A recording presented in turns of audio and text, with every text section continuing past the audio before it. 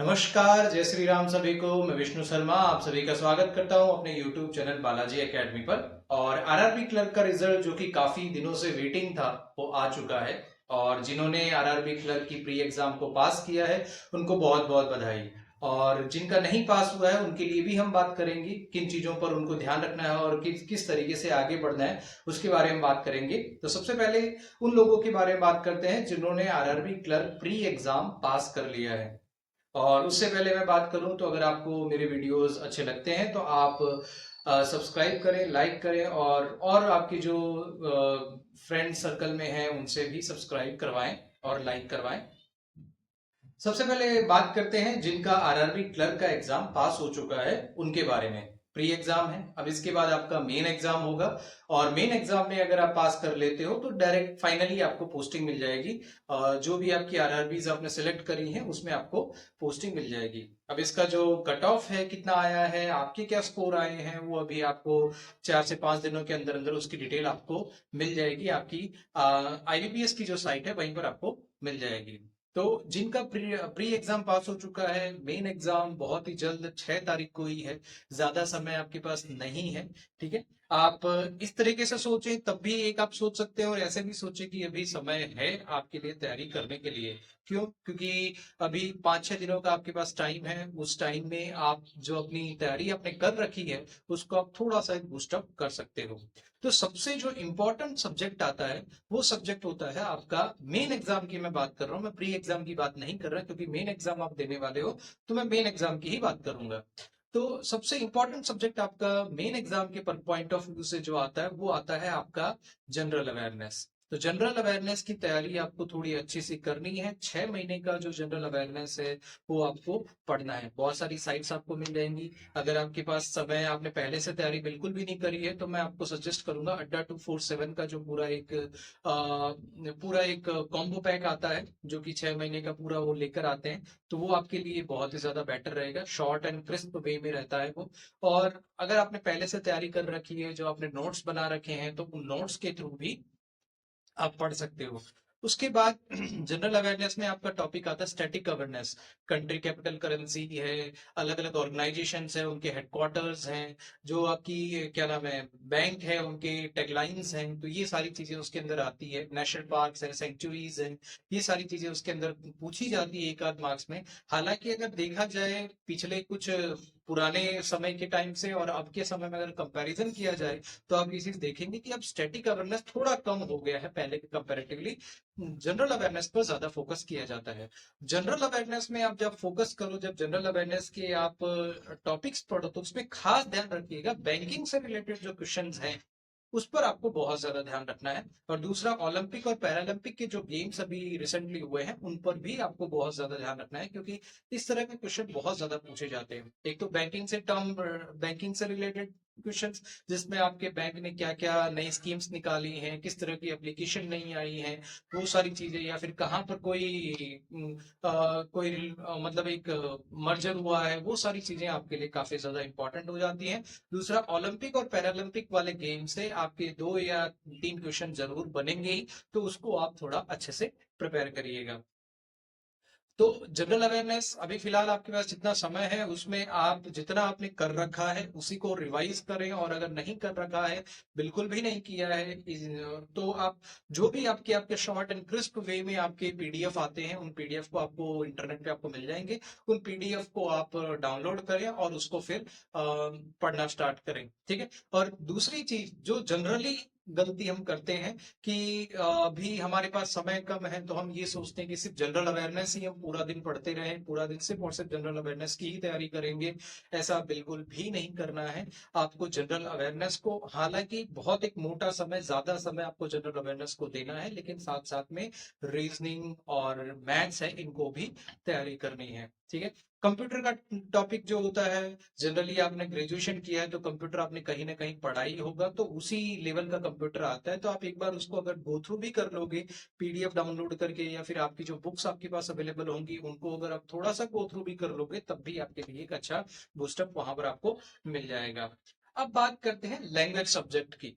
Language subject में बहुत सारे बच्चों को ये कंफ्यूजन होता है कि सर हम किस तरह से लैंग्वेज सब्जेक्ट को अप्रोच करें। तो अप्रोच करने का सबसे बेस्ट तरीका यही होता है कि दो लैंग्वेज सब्जेक्ट में आपके आते हैं, एक हिंदी और एक आपका इंग्लिश। अगर आप लोकल आपने जिस तरीके से आपने सिलेक्ट किया है उस हिसाब से, तो जैसे हमारे यहाँ हिंदी और इंग्लिश आता था, तो इसमें आपको थोड़ा सा ध्यान ये रखना है कि जब आप सबसे पहले तो आप ये कॉन्फिडेंट हो जाओ, आपको लगता है कि आप इंग्लिश अच्छे से परफॉर्म कर सकते हैं। बहुत सारे बच्चे ऐसे होते हैं जिनका इंग्लिश काफी अच्छा होता है, तो वो इंग्लिश पर ही जाएं, हिंदी के पीछे ना भागें। कि अगर मान लो इंग्लिश में आपके 40 में से अगर सपोज करो कि 32-30 आते हैं, तो आप इंग्लिश पर ही जाएं। ऐसा ना सोचे कि हिंदी में मैं करूंगा तो 38 ले आऊंगा। क्यों? क्योंकि इंग्लिश का कट ऑफ कम होता है और हिंदी का कट ऑफ ज्यादा जाता है। ये मैं ऐसा नहीं कह रहा कि सारे बच्चे इंग्लिश ही अप्रोच करें। जिनको इंग्लिश में कॉन्फिडेंस है वो इंग्लिश पर फोकस करें, और जिनको इंग्लिश पर ऐसा लगता है कि इंग्लिश में मेरे बहुत कम मार्क्स आ रहे हैं या फिर जितना हम सोचते हैं उस तरीके से मार्क्स नहीं आ पा रहे, तो आप हिंदी को अप्रोच करें, हिंदी को पढ़ें, हिंदी के क्वेश्चंस को सॉल्व करें। ठीक है। कई बार ऐसा होता है हिंदी के क्वेश्चन सॉल्व करने में, अगर आपकी हिंदी आपकी अच्छी है, तो वैसे तो जनरली सभी की अच्छी होती है, अगर आप हिंदी मीडियम से हैं तो आपके लिए बेस्ट ऑप्शन हिंदी ही है। आप हिंदी को अप्रोच करें, वो आपके लिए ज्यादा बेहतर रहेगा। क्यों? क्योंकि आप उसमें ज्यादा से ज्यादा स्कोर कर पाओगे। ठीक है। और कट ऑफ जो मार्क्स है वो भी आसानी से आप निकाल पाओगे, एक अच्छा स्कोर भी, डिसेंट स्कोर आपको वहां पर मिल जाता है। ठीक है। अब आते हैं ये आपका पूरा का पूरा एक दूसरी जिन चीजों को आपको ध्यान रखना है वो ये चीजें हैं कि एग्जाम सेंटर पर जब आप जाओ तो बिल्कुल भी हड़बड़ाहट के साथ नहीं जाना है। बिल्कुल भी ऐसे नहीं होना है कि भाई क्या करेंगे, किस तरीके से करेंगे, हमारा जनरल अवेयरनेस इतने दिनों से हमने तैयारी नहीं किया था, जितना भी किया है it's enough. One thing you have to remember, that you have to give your 100%। आपको अपना 100% देना है। जितना भी आता होगा उतना ही आपको शांति से करना है। और कौन से सेक्शन आप अप्रोच कर सकते हैं, कौन से सेक्शन आप शुरू में अप्रोच करेंगे, वो सबका अपना अपना एक क्राइटेरिया होता है। बाकी मैं जिस तरीके से चीजों को फॉलो करता था, मैं वो आपको एक बार जरूर बता देता हूँ। सबसे पहले, क्योंकि जनरली सबका रीजनिंग बहुत अच्छा होता है, हालांकि मैथ्स भी मेरा उतना ही अच्छा था, लेकिन रीजनिंग थोड़ा सा ज्यादा एज होती थी। क्यों? क्योंकि रीजनिंग में लगभग लोग ऑलमोस्ट ऑल क्वेश्चंस ऐसे होते हैं जो आप सॉल्व कर पाओगे। तो रीजनिंग का सेक्शन हम पहले अटेम्प्ट करते थे, और उसके बाद फिर हम मैथ्स पर मूव करते थे। रीजनिंग का सेक्शन अटेम्प्ट कर लिया, उसके बाद फिर मैथ्स पर मूव करते थे, और उसके बाद फिर हम मूव करते थे जो आपका जीए है वो, और बाकी के सेक्शंस को हम उस तरीके से करते थे। तो ये पहले का समय था जब इस तरीके से आपके कंबाइंड पूरा पेपर आता था, 2 आवर का पेपर। अब तो आपके सेक्शनल टाइमिंग है, तो उस हिसाब से जो सेक्शन आपको मिलेगा उसी सेक्शन को आपको करना है। आपको अलग से सेक्शन स्विच करने का चांस नहीं मिल पाएगा। तो जैसा भी आपको मिल रहा है वैसे आपको कर, जनरली जिस तरीके से इस तरीके से जो सेक्शन दिए जाते हैं, सेक्शनल टाइमिंग जहां रखी जाती है, वहां सबसे पहला जो सेक्शन आता है वो जीए का ही आता है। और आप ये बात मान कर चलिएगा कि आईबीपीएस इस चीज को हमेशा ही करता है कि सबसे पहले वही सेक्शन देता है जिस सेक्शन में आप थोड़ा सा फंसते हो। तो जीए वाला सेक्शन सबसे पहले दिया जाता है। और जनरली हर सेक्शन में ये चीज आईबीपीएस हमेशा करता ही है कि जो हार्ड क्वेश्चंस होंगे वो शुरुआत में दिए जाएंगे, जो इजी क्वेश्चंस है वो लास्ट में दिए जाएंगे।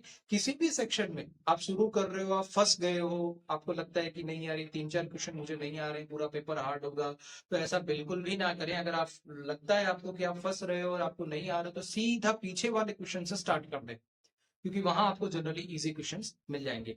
याद रखिएगा, ये प्री का पेपर नहीं है, ये मेन का पेपर है। आप सारे 80 आउट ऑफ 80 क्वेश्चन यहाँ अटेम्प्ट जो आपने एक थियोरी बना रखी थी प्री में, वो यहाँ नहीं वर्क करेगी। आपको यहाँ पर मेंस के अकॉर्डिंग सोचना होगा।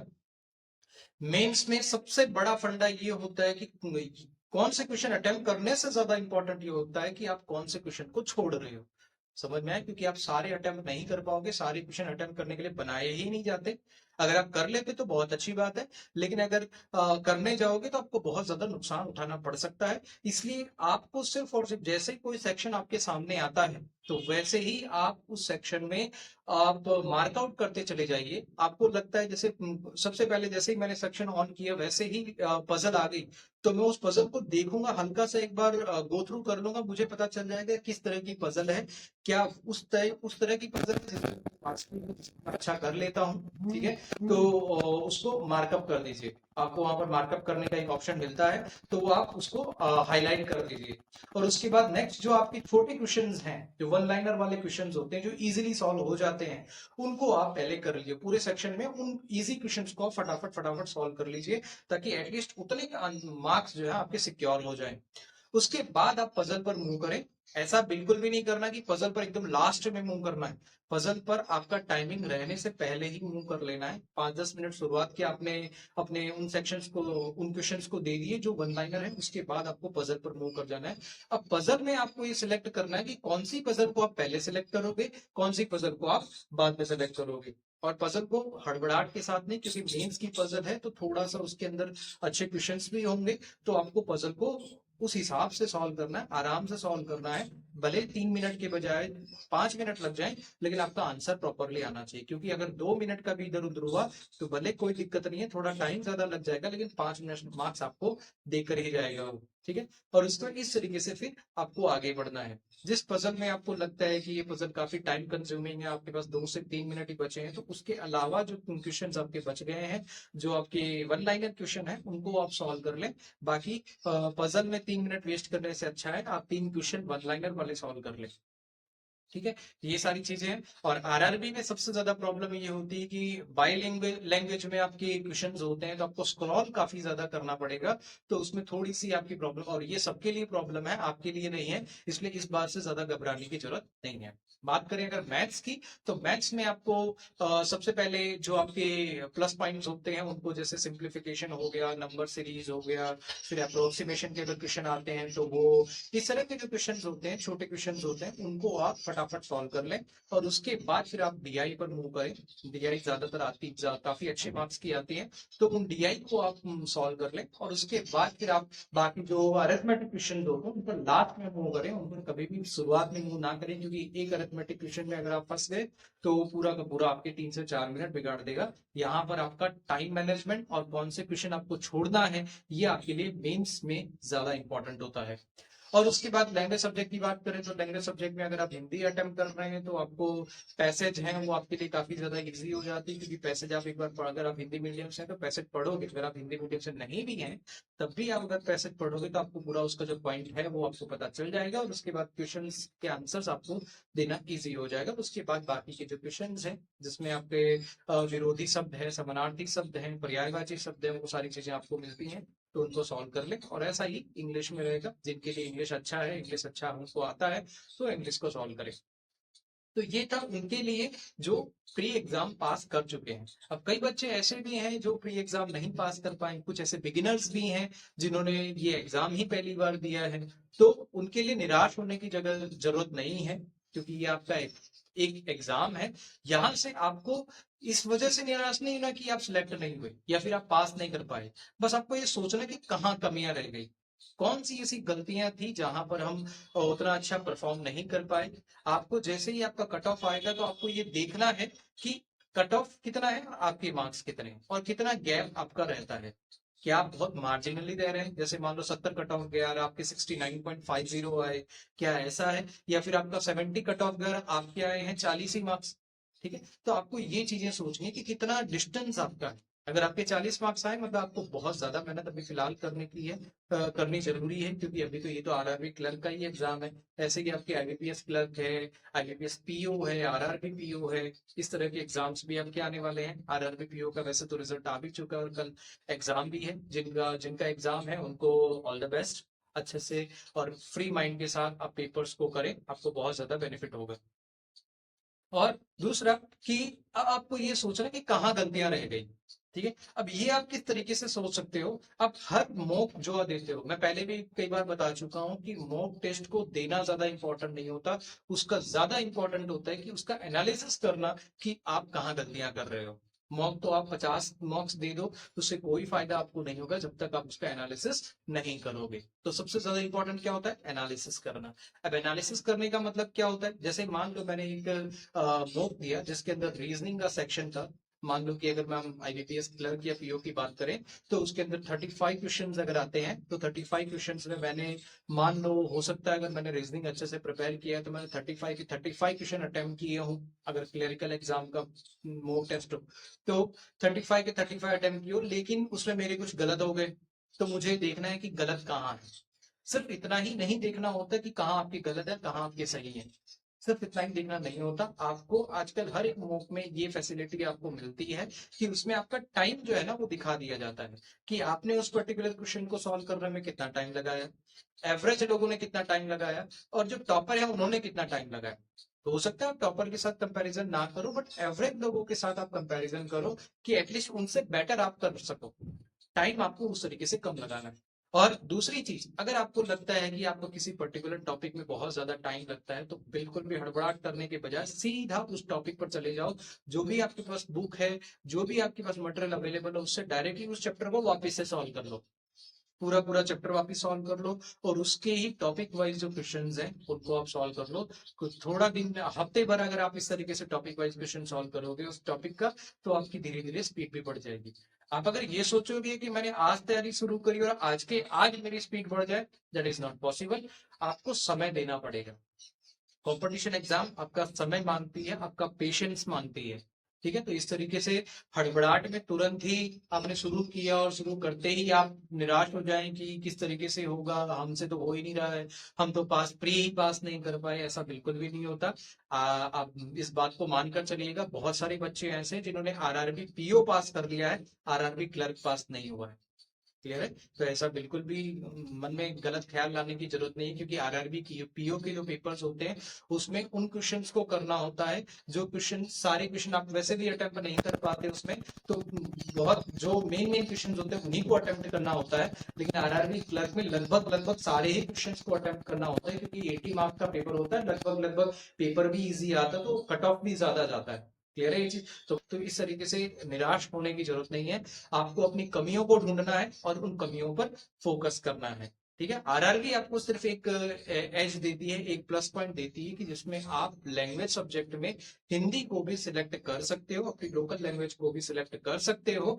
बाकी सारी जैसे आईबीपीएस क्लर्क है, आईबीपीएस पीओ है, तो वहां पर आपके लिए इंग्लिश मैंडेटरी हो जाता है। और बहुत सारे लोगों से आपने ये सुना होगा कि एक पेपर आपका डिसाइड नहीं कर सकता आपका फ्यूचर। बिल्कुल डिसाइड कर सकता है। आरआरबी पीओ का जो आप या क्लर्क का जो आप पेपर दे रहे हो उस पेपर में अगर आप पास हो जाते हो, यकीन मानिएगा आपका पूरा जीवन बदल जाएगा।